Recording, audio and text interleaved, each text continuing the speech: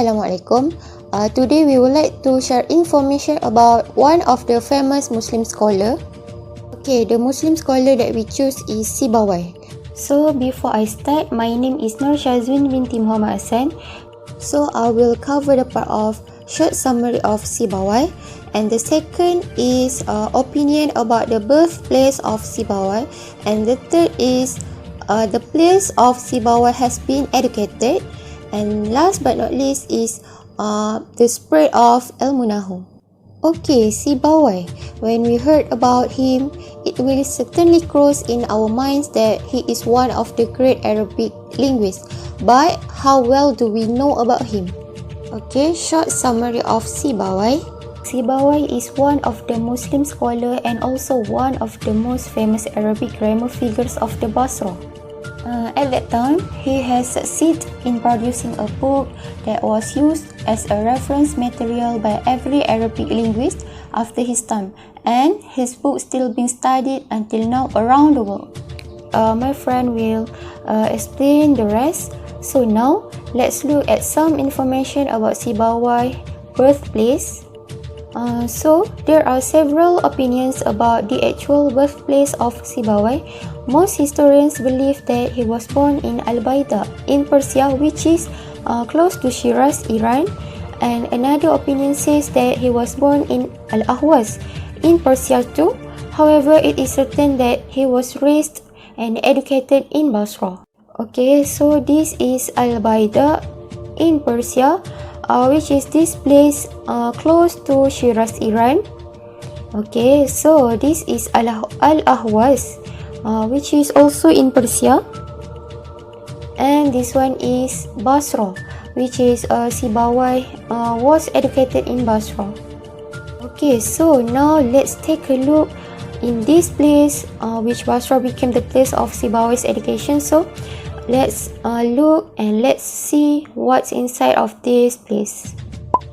Okay, a little bit information about Basra. Okay, Basra is a center of knowledge and civilization in addition to Mecca, Medina and Kufa. It is the second largest city in Iraq, which is located around 545 km from Baghdad, and it was once called Venice, Middle East. Okay, other than that, Basra owns the oil manufacturing and agricultural industries, as well as play an important role in the early history of Islam. Initially, Basra was used as the headquarters of the Muslim army during the time of Caliph Umar bin Khattab. But with further development, the city became a center of abundant science, culture and trade. Okay, when the Abbasid dynasty had a government in Baghdad, Basra at that time, which was originally a center of trade, was transformed into an Islamic cultural and intellectual center. So this is where many Muslim figures come and gather and also learn from local scholars. Therefore, Basra is quickly known, and this place became famous among ulama and Islamic figures. So in Basra, there are many famous and prominent Muslim scholars such as Abu Hasan al-Ash'ari, Abu al-Aswad ad-Du'ali, Sibawayh, and so on. So we choose Sibawayh because we are interested to know how he can be one of the famous Muslim scholar in Basra. Because we know that he was not born in Basra, but why and how did he became the one of the famous Muslim scholar in Basra? Okay, since we chose Sibawayh, who is expert in Arabic linguist, so the question is how Al-Munahu in Basra, how the development, who is the founder? Okay, the founder of Al-Munahu was Abu al-Aswad ad-Du'ali with an order from Caliph Ali bin Abi Talib, following a number of errors up to the level of Al-Quran and Hadith of the Prophet Sallallahu Alaihi Wasallam. And he formulated the basics of Al-Munahu in the middle of the 1st century. And also, he is also said to be the first person to introduce I'rab Al-Quran in the time of Ziyad. Okay, so that's about the founder. And now we go through to the Al-Munahu itself. Okay, ilmu Nahu has undergone much development and Nahu divided into two main streams. First, Mazhab Nahu Basra, which is driven by Imam Sibawayh, and the second one is Mazhab Nahu Kufa, which is driven by Imam Al-Kisai. After raised in Basra, then ilmu Nahu spread to Kufa, Baghdad, Egypt and Andalus. Then these cities became the Nahu knowledge that we know until now. Okay, so from all of this, it can be concluded that Basra is the first place of ilmu Nahu development, and also it shows that Basra became the most important place in Sibawayh education until he became expert in ilmu Nahu. Okay, so that can be said that Sibawayh born in Al-Baida, Persia, and then he and his family moved to Basra, and he raised and has been educated in Basra.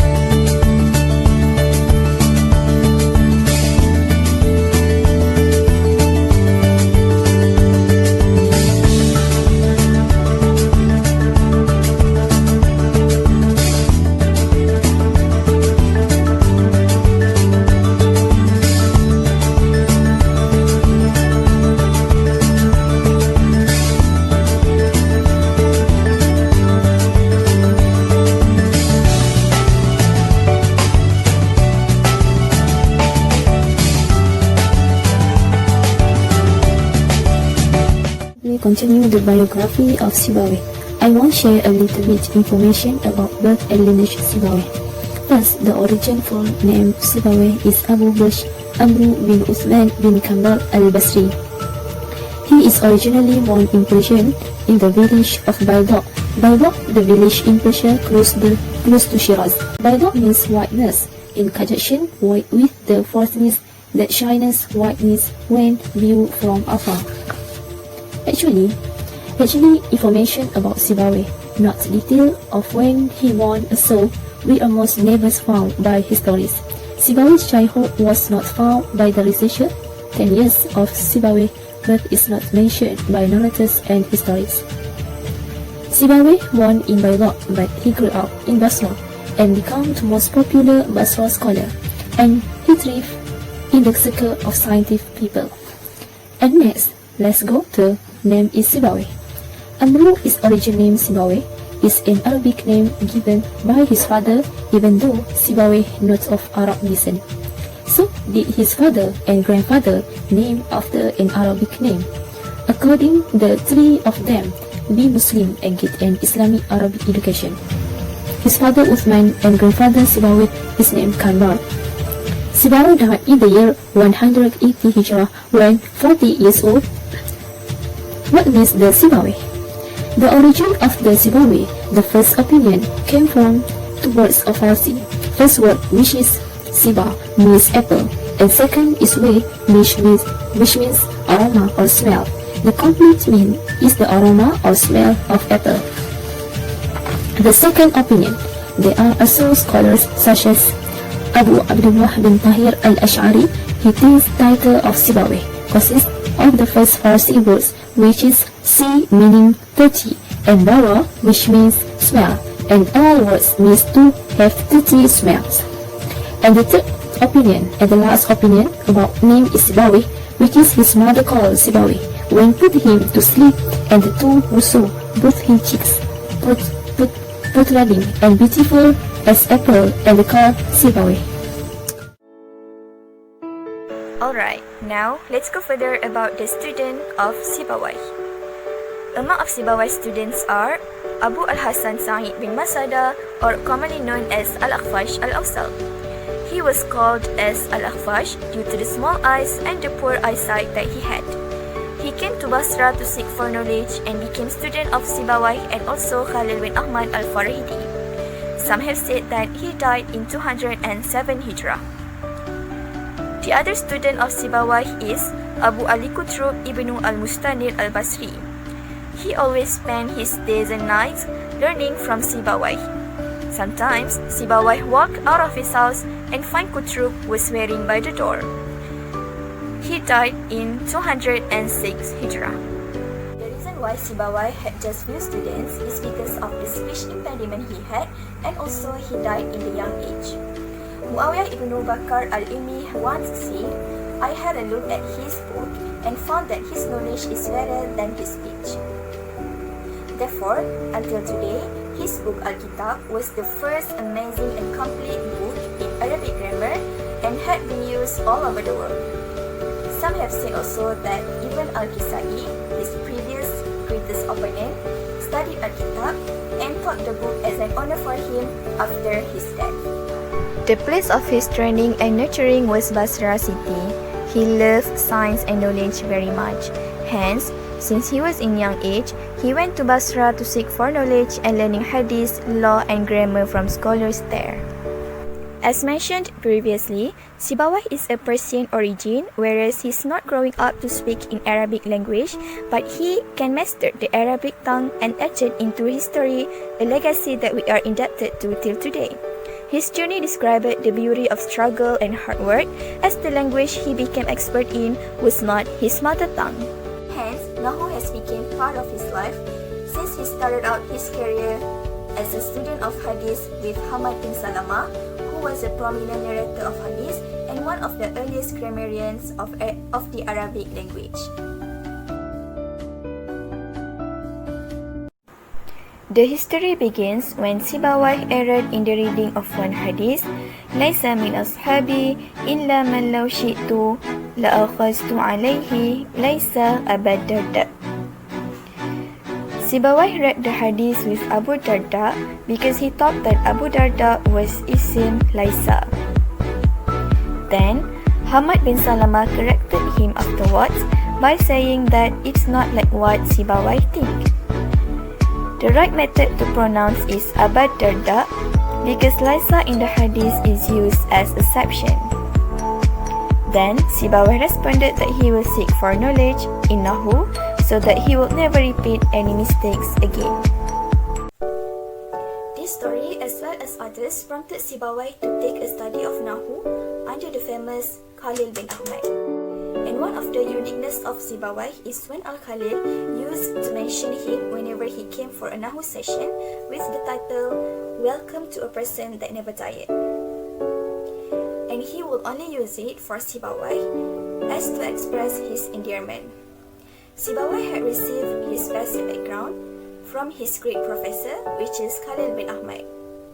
To sum up, those stories were how he ended up to take a study of Nahu until then he became a master of Arabic grammar. Okay, so I will continue the part of education. So in education, Sibawayh education expertise begins when he and his family members migrated to the city of Basra. So since adolescence, Sibawayh traveled to the city of Basra just to seek knowledge from the scholars there at that time. So this is where he took the opportunity to delve into the field of religion and also in the field of literature. So in the field of religion, the habit of knowledge learned by students is ilmu of qiraat, tafsir, hadith and fiqh, while the field of literature, usually Arabic, Nahu, Saraf, poetry, narrations and others. Okay, so at young age, Sibawayh often followed the scientific halaqah in the field of fiqh and hadith. So the technique of study at that time was either in the free form through the halaqah system held by the teachers in the mosque, or in a special form held at the house of the caliph or minister. While for the curriculum subject, it's not tied to any syllabus, and there was not even any guidelines teaching. So students who are interested in learning in curriculum, so they will visit these places and learn whatever knowledge that they want, or whatever that they are interested in without specialization or advisory guidance. So when they graduate, they will likely be a pure person in the field of Quran, in the field of fiqh, in the field of narration or nahu or others. Okay, so Sibawayh began his studies in the field of religion, and then he switched to the field of literature, and eventually became interested in nahu knowledge until he finally became the great Muslim Imam in nahu. So at the beginning of his studies, he studied the science of hadith and fiqh, and this is narrated by Al-Kufti, that's Sibawayh. On the first day he studied, accompanied the scholars of fiqh and hadith, and also after that Sibawayh studied with Hamad ibn Salamah ibn Dinar al-Basri, who is Hamad bin Salamah was a famous hadith scholar at his time, and also Hamad ibn Salamah held a position in the Mufti department in the city of Basra. So when Sibawayh studying hadith from his teacher, whereas Hamad ibn Salamah, he faced problem and difficulties in understanding some hadith because of his ability to speak Arabic was very limited. Okay, we know that Sibawayh not very fluent in Arabic, and it's very limited for him to understand and to speak in Arabic. So on the advice of his teacher, Sibawayh later determined to deepen his knowledge of Arabic. So there is also a narration that tells that Sibawayh once made a mistake when he copied the lecture of his teacher, which is Hamad ibn Salamah. So therefore he is determined to deepen his knowledge of Arabic so that he doesn't repeat the same mistakes again. Okay, then Sibawayh later learned Arabic from several Arabic linguists. Okay, among his teachers were Isa ibn Umar as-Saqafi al-Basri, and the second one is Yunus ibn Habib al-Basri, and the third one is Harun ibn Musa al-Basri, and others. In addition, Sibawayh spent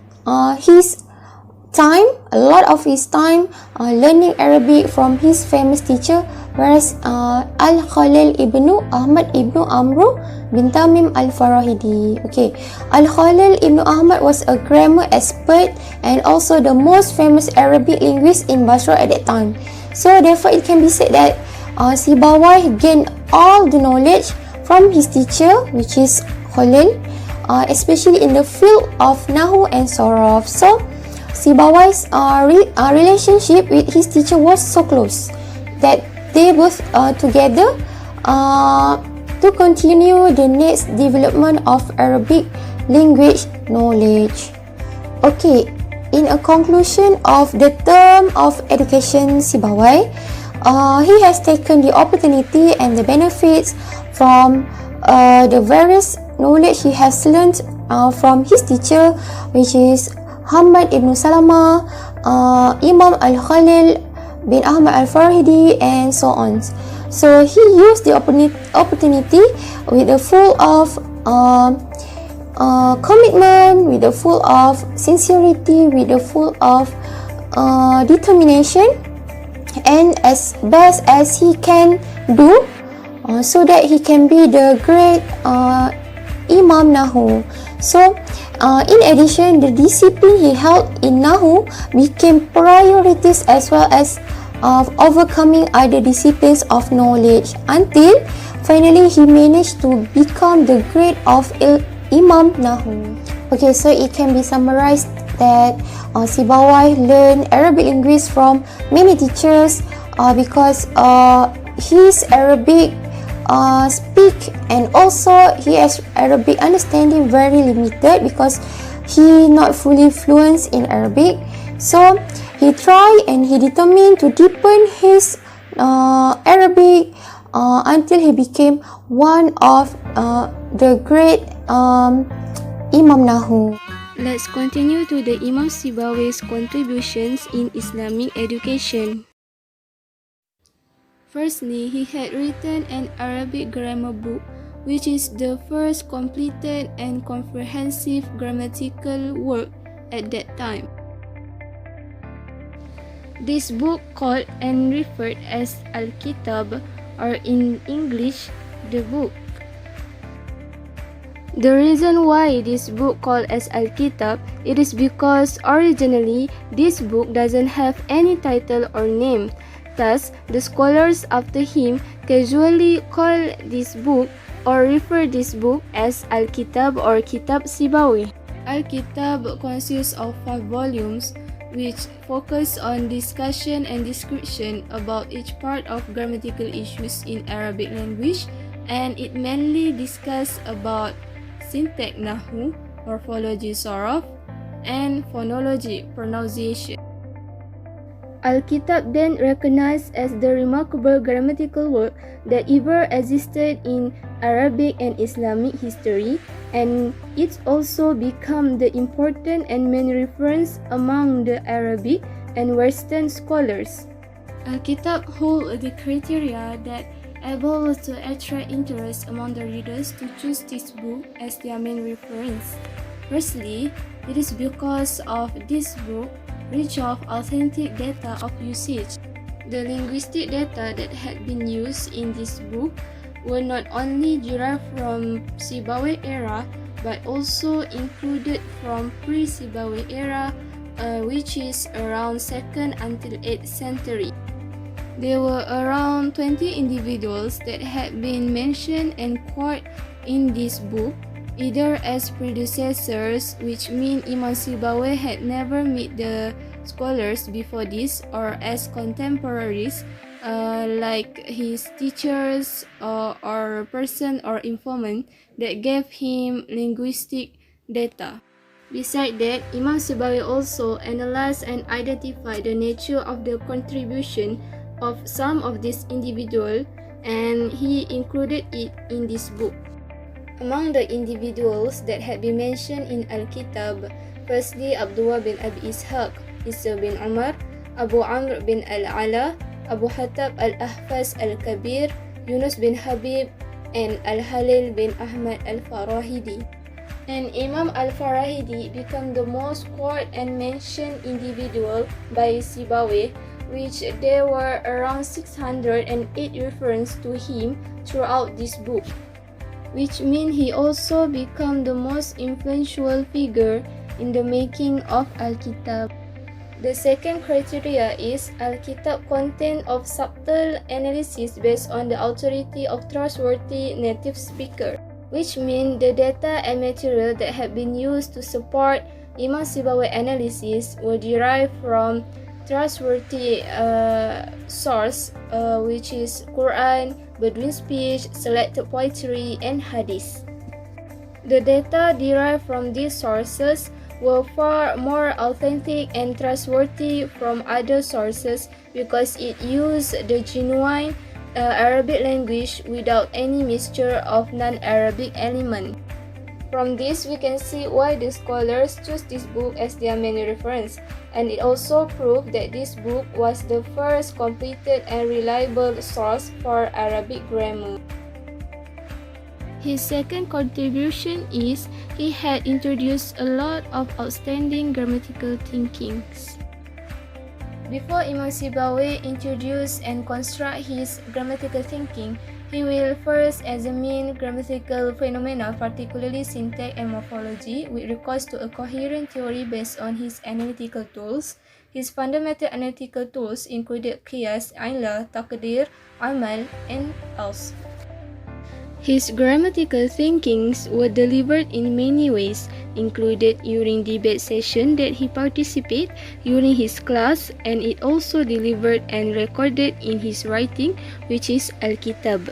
It has also become the important element to be discussed in Arabic studies among the scholars after him, and it applied in many of Arabic works, particularly in Nahu. His collection of grammatical thinking became very influential for over generations until now, and it contributed a lot to the development of Arabic language studies, especially in Arabic grammar. Alright, right now let's explore some grammatical thinking introduced by Sibawayh. Firstly, the grammatical thinking about the parts of Arabic speech. In this grammatical thinking, Imam Sibawayh had claimed isim, fa'il, and harf not included as part of speech but referred as kind of words. He also analyzed the way the Arabs spoke in terms of great number of functions in order to identify the correct way in using the functions in speech. And he also able to leave the concept of what is good and bad Arabic in terms of speech. Other than that, Imam Sibawayh able to develop the responsibility of the speaker toward his listener in two ways. Firstly, determine the linguistic form of speech, assuming the listener know enough to supply missing element. Secondly, listener's expectation toward the speaker to finish the speech according to the manner in which it started. Let's move on to the next grammatical thinking, which cover about idafa. Firstly, Imam Sibawayh had declared pseudo-idafa is quite distinct from the true idafa. He also said pseudo-idafa is a complex adjective which cannot occur alone. There must be some other link between its parts, and this link called sabab. The sabab is what connects the mudaf to the mudaf ilaihi in a pseudo-idafa. Imam Sibawayh also distinguishes between a true, inclusive, and inseparable idafa. Okay, so for the conclusion, Sibawayh contributed greatly to the development of the Arabic language. The benefit from his work until now is his Alkitab made easier for someone to speak in Arabic and also as a guidance in Arabic grammar. Furthermore, the existence of his book gives influence and encouragement to further improve the Arabic language as well as writing in Arabic. Okay, so from all of his story, there are few things that we get. First of all, what we get is we get to know his determination in knowledge. Because he was really sincere and thirsty for linguistics, so this is the reason that led him to persistent in learning the knowledge that he preserved that time, which is ilmu nahu. Although he was not very fluent in Arabic, but he did specialize in writing Arabic. Therefore, he is known for his writings and notes, not because of his fluency in Arabic, but because of his determination in recording what his teachers said in every scholarly meeting, which led him to have a notebook which was later named Al-Kitab by scholars. The second one is he always asks and share knowledge. Okay, because he has different side, which is he very fond of asking about lafaz, which he thinks that difficult for him to understand, and also he is very fond of discussing knowledge problems, especially ilmu nahu to his teacher. So this is what he did that brought blessings to himself, so that his knowledge can be shared and utilized by future generations. Okay, last but not least, what we get to know, it's about entitled monumental book, which is we know that Sibawayh most monumental work is Al-Kitab. So this work became the reference of many Nahu scholars after that. And uniquely, from the beginning, this book was not actually named by its author until the scholars named the work of Sibawayh with Al-Kitab. So, the term Al-Kitab itself in Nahu books means the book of Imam Sibawayh. In summary, Sibawayh is a person who greatly appreciates knowledge. As we know that his life was not so long, but he really spent his life in pursuit of knowledge since he was a teenager until he died. Okay, so in conclusion, for us as a student, speaking of the pursuit of knowledge, it needs a lot of commitment and it needs a high will in the context of gaining knowledge. So let's all of us have sincerity and also determination to gain knowledge as Sibawayh to achieve our success. Okay, so that's all from us. Thank you so much and Assalamualaikum warahmatullahi wabarakatuh.